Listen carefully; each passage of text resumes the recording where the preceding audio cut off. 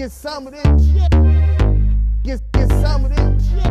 Ladies and gentlemen, you might know this guy as Police Jones from the internet. Warm welcome to Mr. Robert L. Hines. Everybody give it up to him.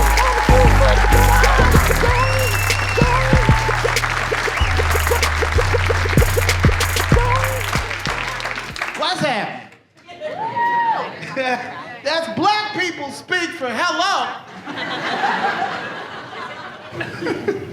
I love my job. I love doing this shit. Let me just tell you this. I am from the south side of Chicago. Oh, we got a few Southsiders in here. Well, I'm from Englewood. Whoa. So you hear that guy go, ooh, because he knows. Englewood is one of the worst neighborhoods in Chicago. Now, a lot of times people say they're from tough neighborhoods. My neighborhood was so tough. As children, we didn't play cops and robbers. We played robbers and thieves. Because nobody wanted to be the police. My father was a disciplinarian, tough guy, disciplinarian kind of dude. My father gave me skills I could use as a grown-ass man. When I was 5 years old, I was a bartender. My father would be like, give me this much gin and fill the rest of the glass with orange juice. And you bring it back his drink, he'd be like, woo, Lord, you sure know how to pour a stiff drink. Daddy love you. Now go upstairs and light Daddy's cigarette. It is an art to light a cigarette over a stove. You don't bend directly over the stove, because you will burn off your eyebrows and out the front of your head. You got to tap that fire from the side, baby. My father told me, if you ain't gonna work and you ain't gonna go to school, then you got to get the fuck out my house. Now, at the time, I was 7. I was like, damn, I just got here. Give a brother a shot, goddamn. So I went and got the first job I could get when I no longer wanted to go to college. I was a correctional officer at the Cook County Jail on the south side of Chicago. That's what I would say every day going to work, like, shit. It's some bullshit. I should have stayed my black ass in college. This is ridiculous. The Cook County Jail is the largest single-site detention facility in the United States of America. Any given time, we have anywhere from 9,000 to 11,000 people locked up in the Cook County Jail. Now, I find that it's a lot of misconceptions about that jail. One thing that happened for me personally that was kind of fucking with my head is that I was still doing comedy at night and working in the jail in the daytime, which was weird because in the daytime, people would threaten to kill me, and at night, people want to drink with me. You know what I mean? It was just weird. But I found that y'all think that there's like a safe distance between you and murder and mayhem. Like you could walk on a little catwalk and tell guys like, stop roughhousing and shit like that. No. I was working in maximum security in a brand new division called Division 11, and they were trying some new shit called direct contact. It is exactly what the fuck it sounds like. And I didn't have a weapon. I had a black pen, a red pen, and a flashlight. Not that big ass knock a bitch out flashlight. No. They gave me that tiny where's my keys mag light. And the training was even scary. Like when they teach you how to be an officer, it was like, you're no longer black, you're no longer white, you're blue.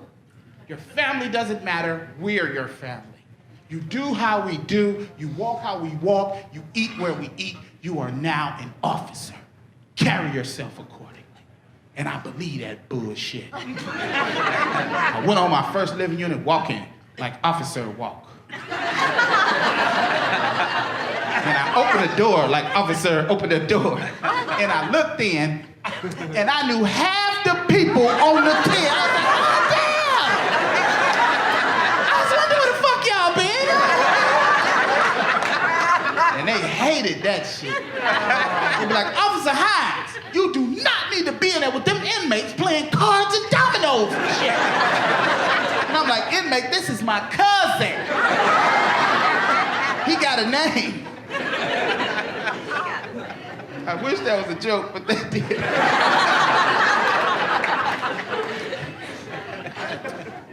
you gotta keep contraband down in the jail. So you gotta go in and you gotta search people's cells. And cell searching is nasty ass work. You know what I mean? Like, it's really ridiculously nasty. As a new officer, I felt like the veteran officers were working too slow when they were actually working smart. I just went in there and just figured, like, if I find some on my first day, they're gonna make me captain in this bitch, right? So I go in and I'm searching all hard, sweating and shit and working hard. And the veteran officer's looking at me like, what the fuck is wrong with the new guy? Is he looking for drugs or is he using them? Look how that boy's moving. Fuck you lazy bitches, I'm gonna find something.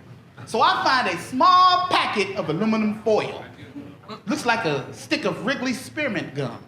Now, usually, this has heroin in it.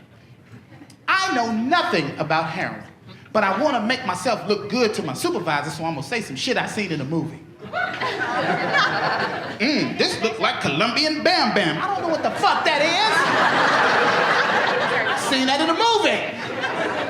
So I'm gonna give him my speech, so I open up the little paper and I look in there, and it's not heroin, it's toenails.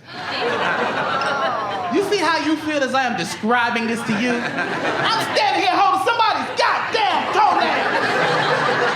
What recipe calls for you to collect toenails? What type of voodoo ass shit have I walked in on?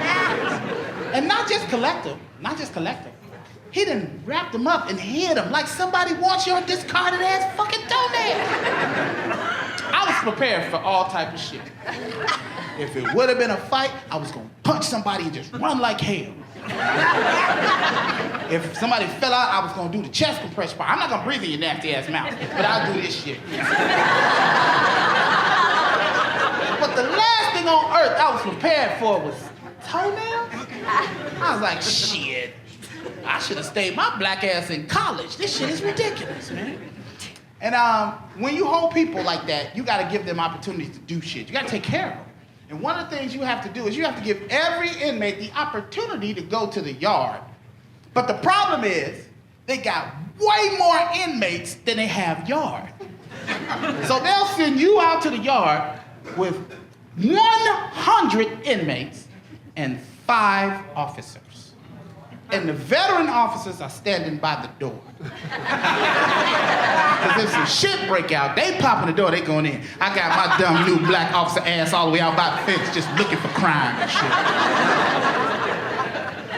Now they had told me in the training, if you have more than 3 guys in a huddle on your yard, in a group, you gotta break that up, because that's a mob, and you can't have a mob on your yard. And I look around the yard, and it's a group of 30 guys walking hard as hell. And the leader of the group was a fella named Ice Water. And Ice Water was 6 foot a million. 285,000 pounds. Mountain of a man. So I walk up to Ice Water, I was like, y'all gotta break this shit up. And he looks down at me and goes, nigga, we vice lords. We walk how we wanna fucking walk. And he walked away from me. Now at this point, my feelings are hurt. I'm like, I'm tough too. I'm from Englewood. So I started walking like I was in the game.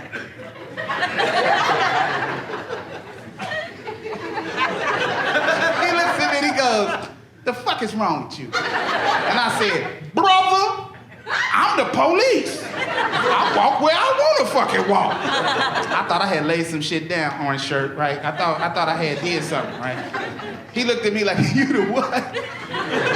Somebody hand me a knife. I'm gonna stab this little ass. Now at this point, the veteran officers are no longer standing by the door. They're in the doorway looking out like, is he dead yet? Is the shit over with? Can we clean him up? So he looking at me, I'm looking at him, and it's about to go down. I'm about to hit him in the mouth and bring him. And he goes, dude, you a comedian? I was like, yeah. He said, man, I saw you before I got locked up. You funny as hell. But you might not want to do this police shit no more. This shit might not be for you. Look around, ain't nobody said shit to me. You know why? Because each and every officer know I will destroy your little ass.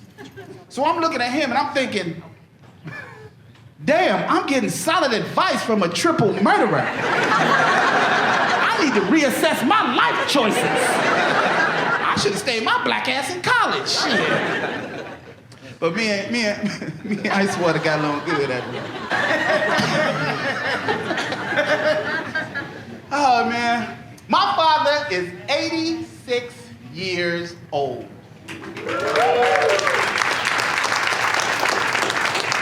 And he just stopped fighting in the street like 6 years ago. Like he came in the house with like water in his eyes, like, man, I think this fighting shit might be to pass me by. I was like, you think?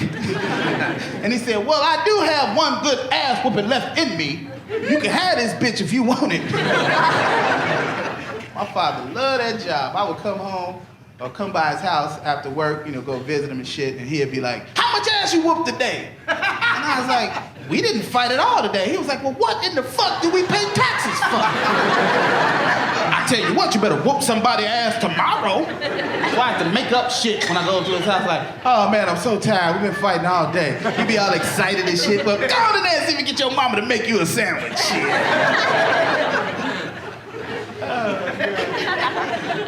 The most dangerous thing about working in the jail was every day the same shit would happen. So just when you think it's okay, then something weird will happen and you gotta make a decision. One time, I came to work, so usually on the day when you come to work, you roll the doors, that means open all the doors, and you let the inmates out the cells and they come into the day room. Now, when they come to the day room, they come running up to you, begging you for shit, and they smell bad, funky ass breath and shit. I need some drawers. But that's like your morning cup of coffee. Everything's okay. This one day I open up the door, and I'm opening up my doors, and they don't come out. I'm like, what the fuck going on? And then they do start to come out, and they don't have on flip-flops. Nobody has on flip-flops. Everybody has on their gym shoes, and they tied up real tight. And now they standing on either side of me like the Civil War. I'm like, this is some bullshit. What I'm gonna do is too many of them. So I go, okay, fellas, today is No Crime Thursday. There will be no cracks, dents, punctures, or tears in anyone's ass today. If you feel like you gotta get it on, do it on the next shift. And that shit worked. I'm beating your ass next shift, bitch. I was like, oh, thank God for No Crime Thursday. And now I do this shit, and this shit is awesome. I get to say shit to people and talk about booties and shit, and they pay me for it. May I have a glass of ice? And please, tip your waitstaff, especially this little girl right here, because I want to have a baby by her. We gonna need diapers and shit, so go ahead, dig deep. It's like several bachelorette parties here, huh? Well, ladies, I'm your stripper for the evening. My name is Cholesterol.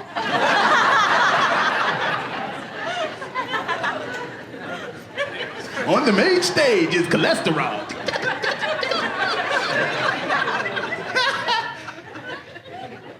Married people, where you at? Married people? Now, when I asked that question, all the women went, woo! And the guys was like, yeah. I'm in this bullshit.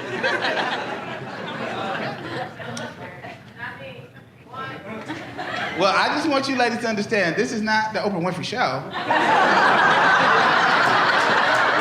You don't just yell shit up at me like this The Price is Right or some bull. $4.75! No. You also love booze, don't you? This is a rowdy little group of white women right here. I can't stand rowdy white women. Because if the police come, who you think going to jail? Definitely won't be their ass. It'll be me and that other brother and this brother in the tie. That's it.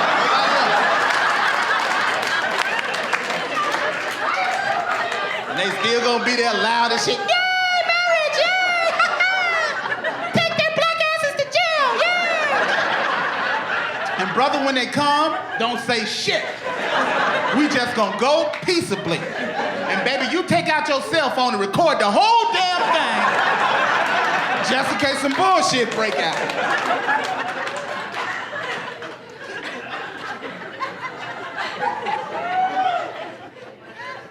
Everybody got their assignments. Me and you, we team shut the fuck up. And you team cinematography, okay? Don't.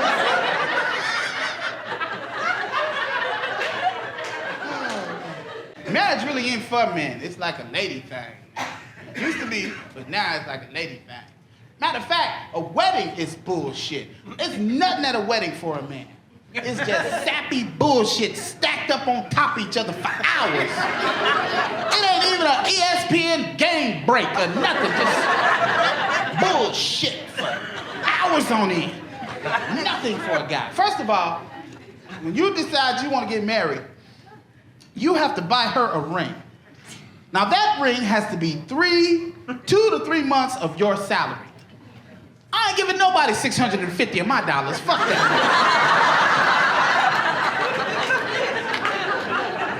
Then she goes out and buys a dress. And no matter how many other people she boned, that dress gonna be white. And the wind gonna blow in all in the bottom of it to keep her situation cool, right? Because they always want to do it someplace hot.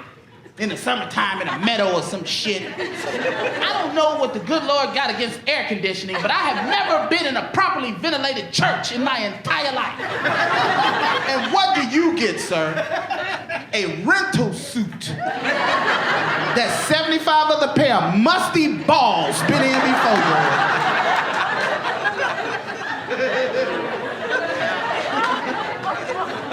And women love to talk. Usually they talking about shit that you did last week. Right? To their girlfriends. They got a lot of girlfriends because they talk a lot. You can't help but make friends when you're always goddamn talking. You know what I'm saying? So now, she dresses all her girlfriends in the ugliest fucking dresses that she could find. And the reason she does this is because she's been planning this shit since kindergarten. None of these hoes gonna upstage her on her special day. So she put them in ugly ass dresses with made up colors like salmon. Fucking bone.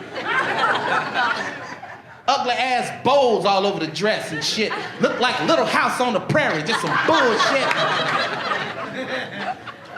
Now, you gotta go out and find a lot of dudes to march with all her girlfriends. Problem is, you don't know that many people you give that much of a fuck about.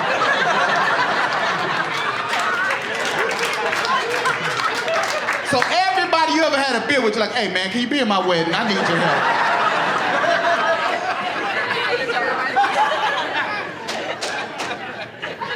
Then the big day comes. The big day comes.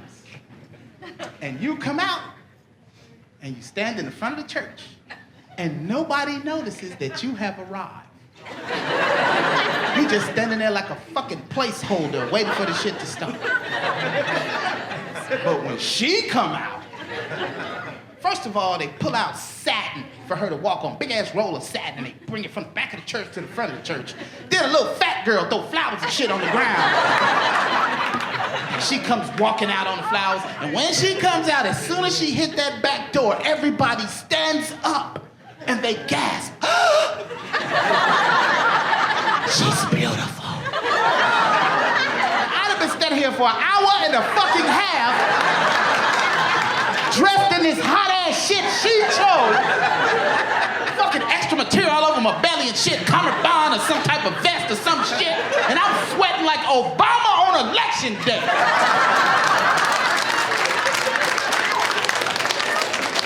Ain't nobody said a goddamn thing about how nice I look. But when she walking, oh, she's so beautiful. And she makes her way to the front, and you pray a little bit, you give her a second ring. And the diamonds from the first ring have to match the diamonds from the second ring, or she's going to make your life miserable till you can make her happy. Now, she gives you a ring too, bro. She gives you a ring too.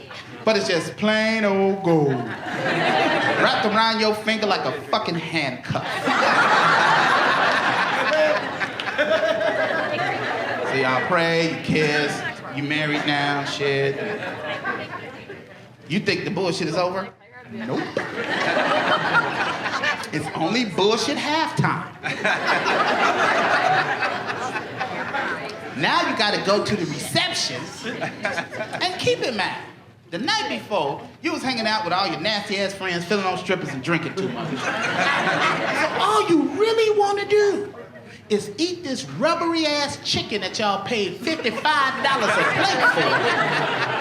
But they won't let you. You know why? Because they done gave everybody bells and shit. And every time they ring that fucking bell, you gotta stop eating and kiss her punk ass. Ringle, ringle, ringle. Ringle, ringle, ringle.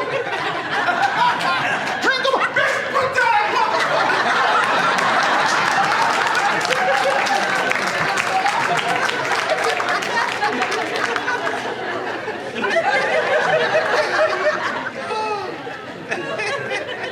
Then they bring her gifts. Gifts they give her. Now, it's supposed to be both y'all shit, but it's really only her shit. Because it's never anything that you want, sir. Fucking curtains and shit. If it's both of our shit, buy me a big screen TV, because I can put newspaper to the fucking window if I have to. Then they give her cash money. It's supposed to be both of y'all money. Nope, only her money. And she gonna go out and buy more bullshit. China. The fuck we need China for? We live in America. The fuck I need China for? If it's both our party, let's take a little of this money, huh? You see what I'm saying? No, nothing that you wanted. Nothing. They call it a wedding shower because they're gonna shower this heifer with all the gifts. And then bring you the check from the party. Here you go, this is a check from the party.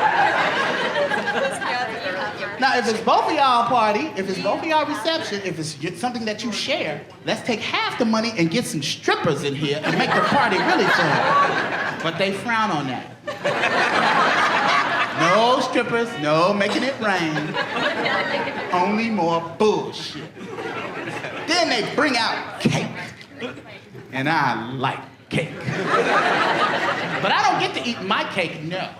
They take my cake off the top, put it in a box, and try to feed it to me a year later. Now that it tastes like old ham hocks or hot dogs, where the fuck you gotta go food?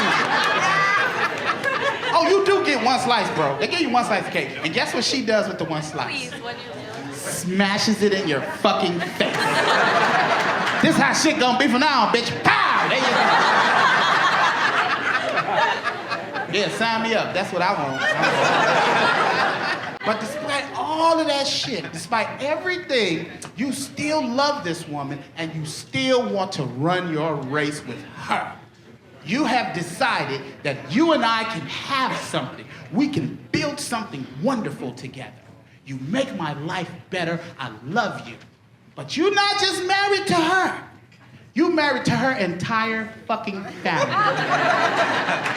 And my wife's family is filled to the brim with assholes. My mother-in-law is 6 feet tall. She just lost like 30 pounds, so she's like 250 pounds. And her name is Lucinda. And I call her Big Lucifer, because that lady is the devil.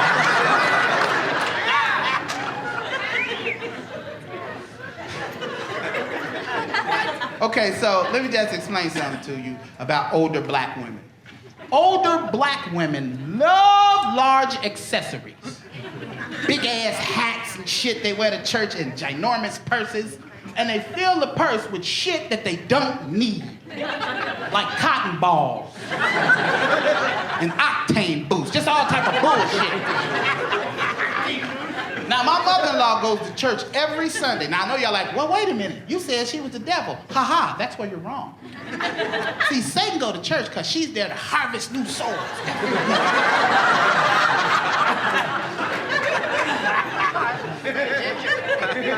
Now, after you go to church, it's customary that you go to dinner after church, right? Now, my mother-in-law is no different. She won't go to dinner after church, but she won't go to the riverboat. And the reason she won't go to the riverboat is because the riverboat has a buffet. Now, she was at church earlier. So she got the Bible in her purse and shit, and But inside her purse, next to the Bible, she has lined that big ass purse with aluminum foil and Ziploc bags and shit. This bitch got stolen chicken next to the Holy Bible. That's the devil, I don't give a damn what you say. That is the devil. So what I love most about our country is how diverse we are and how you can watch different people put their own personal spin on the same thing and make it their own. Like the national anthem. When white people sing the national anthem, they sing the song exactly how it was written. Because they want you to feel the emotion of the guy that wrote the song, right? And the rockets rattling, the bombs bursting in air, gave proof through the night that our flag was still there.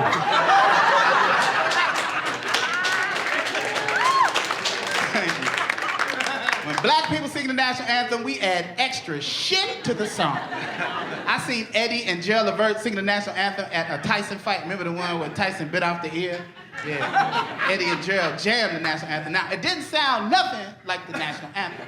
Because first of all, the national anthem is not the type of song where you need a background singer. It's pretty much a solo, right?